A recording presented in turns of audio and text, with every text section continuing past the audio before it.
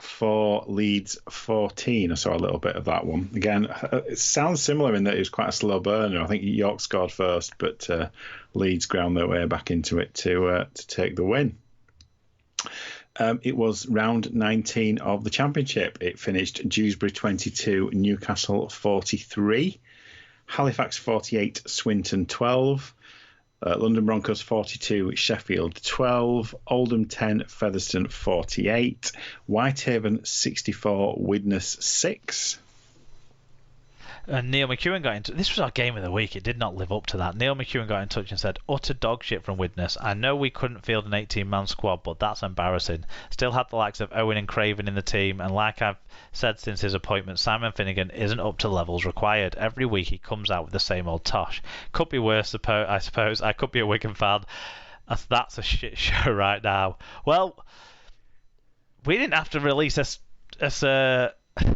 as big a statement as Widnes had to release after this one, it seems like. So, yeah, not a great week for Widnes, unfortunately, but well done, Whitehaven. Yeah, absolutely, keeping themselves in with a shout at the playoffs. And then it finished York 18, Bradford 36. Good win for the boys. And Toulouse versus Batley was cancelled as part-time teams are still not going to France. Yes, but Toulouse stay top on 100%. Featherstone are clear in second on 89%. Halifax have 72% in third. Bradford have 71% in fourth. And Batley have 67% in fifth. They all look... I haven't done a spreadsheet on the Championship, but I'm guessing they're in the playoffs. Yes, I think their top five are guaranteed, I would say. London hold on to sixth on 56% after what was an important win for them, actually, breaking their bad form. But Whitehaven are still chasing them on 50%. York have 39%, with Newcastle and Sheffield on 38%. I think they're all out of it. Widnes in 11th have 36% and Dewsbury have 31%. Oldham and Swinton look locked in as the bottom two on 14 and 8% respectively. So whatever happens with how it happens, you can't see that they won't be in League One next year.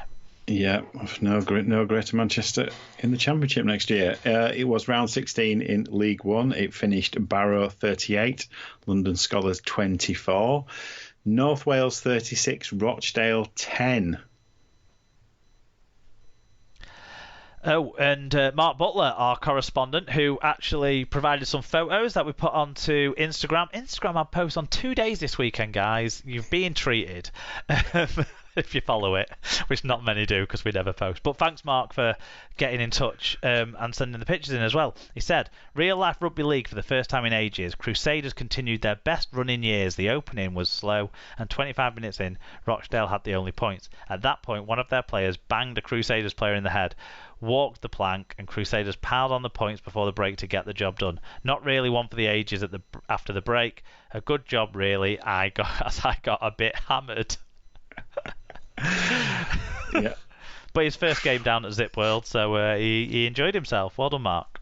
Yeah, and well done, Crusaders. Team of the month. My team of the year. I don't give a shit who else wins. They're my team of the year. It finished West Wales 12, Keighley 42, Doncaster 22, Workington 12, Hunslet 32, Coventry 30. Yeah. Just couldn't get that win. It was close at the end, but no cigar for the Bears. That's them out of it now, isn't it? Unfortunately. It is, unfortunately, yeah. Barrow go back to the top with 77%, taking over from Workington, who fall on to 73%. In form, North Wales are on 67%, with fourth place Doncaster on 63%. I think it's between those four for the two promotion spots to me, but Keighley on their day, I don't know. They hold fifth at the moment on 59%, ahead of Hunslet in sixth on 53% and Rochdale on 50%. Coventry, as we said, are out of it now on 40%. Scholars have 22%, and West Wales at the bottom have 3%. It was round 24 of the NRL. It finished Knights 15, Titans 14, the Warriors 16, Raiders 28. So Hodgson had a try assist and Whitehead made 40 tackles. Sutton also played. Roosters 12, Rabbitohs 54, Tom Burgess with 201 metres. Dragons 26, Cowboys 38, Sharks 24, Broncos 16, Farnworth with 139 metres. Storm 10, Eels 22. Sea Eagles 36, Bulldogs 18, and finally Panthers 30, West Tigers 16. I mean, all the chat that I saw about the NRL this weekend was about one incident and one incident only, and that was. I mean, I'm surprised we haven't got the fan view on what Trell was up to, but he rearranged the face of a Roosters forward, didn't he? Roosters back, sorry, it was Joseph Manu, wasn't it? That looked nasty, and he's going to miss the rest of the season. And 6 games is it he's got? So I don't think he can come back. I don't know. I'm sticking to my pledge of not giving a shit about the NRL. So I'll take your word for it. Well, as much as we're not as involved in it as we have been previously, in the standings, the Storm take top with just 1 round left, but on points difference only now from the Panthers. Both have 42 points. Rabbitohs have 40 points. Sea Eagles are up to 4th, again just on points difference, with the Eels and Roosters also on 32 competition points, and that's important for who gets the better preferential playoff draw there. The Knights in 7th are in the finals on 26 points. They're nailed in now, but the Sharks are currently 8th and the Raiders 9th. Both have 22 points, but the Sharks do have the better points difference. Sharks play the Storm in round 25, whilst the Raiders play the Roosters, so both play better teams that have something on the line. The Titans on 20 points can't be ruled out either, but they need to win plus the other 2 above losing and get a 24 points swing on the Sharks, and the rest are out of the playoff running now, so we're not even going to mention them. There's feedback on one other game this weekend. That's right. The Women's Super League South final was played out on Twitch. Army Ladies versus Cardiff Demons, and it finished 30 points to 26 to the Demons. Dr. Hideous said the Army were on top and looked to have it sewn up with 20 minutes ago, 26-16 up, and the Demons were flagging. But Cardiff came back and back and back. With 5 to go, they got to within 2 as a conversion missed, bouncing off the post. God, Harry Smith was kicking for the Demons. And then, with the clock in the red, and after 3 consecutive sets on Army's line, Cardiff finally went over for the win. Outstanding game, and you should all make time to watch it. I did watch parts of it, and to be fair, I did tune back in as the final score was going over. So yeah, it was a good match without question. So yeah, congratulations to the Demons. Yeah, well done to them winning the inaugural Super League South. It would be good now if that gives them a chance to not play in the North Super League or the main Super League, but to get some sort of game against some teams at that level. Maybe something can be figured out. I don't know. Maybe play the championship winners or something might be more appropriate, but I don't know. Let's see this rolling up and rolling on and helping develop those southern teams. Yep. That's all the results you really need to know about from the world of rugby league in the last few days over the bank holiday weekend. Now let's turn our attention to what's going to happen over the Magic weekend.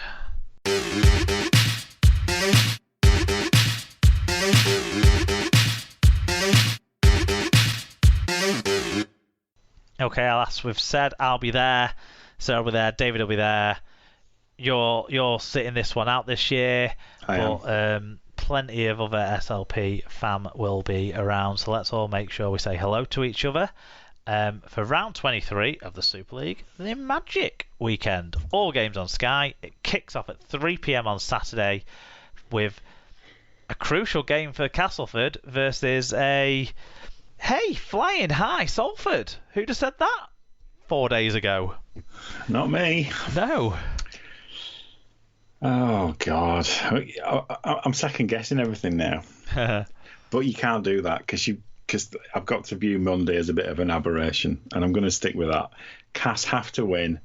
They have to win. They will win. Cass by 6. I think for Castleford, in particular of those teams that shoulda, woulda, coulda, the what did you do teams, as you sort of see them as, they were the ones that had the most of an aberration, I think, from the general pattern that'd been going on. And I think it was just execution. It wasn't...